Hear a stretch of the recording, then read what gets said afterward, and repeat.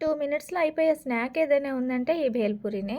అది non fire cooking. చిన్న పిల్లలు కూడా ఈజీగా చేసేయొచ్చు. మనకి నచ్చినట్టు ఎవరు తినేదాన్ని బట్టి అలా చేసుకోవచ్చనమాట.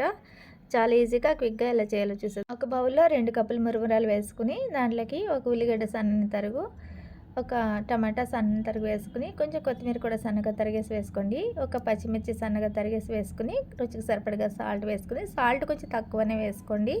ఇంట్లోకి వేయించిన పల్లీలు, అలాగే పచ్చి బఠానీలు వేయించినవి ఉంటాయి కదా! అవి కూడా వేసుకోవచ్చు. మనం ఎలా తింటే అలా చేయొచ్చనమాట. ఇది ఇలాగే చేయాలని ఏం లేదు. కొంచెం కారము, అలాగే కొంచెం చాట్ మసాలా, సగం చెక్క, నిమ్మకాయ కూడా మొత్తం పిండేసి కలిపేసేయండి.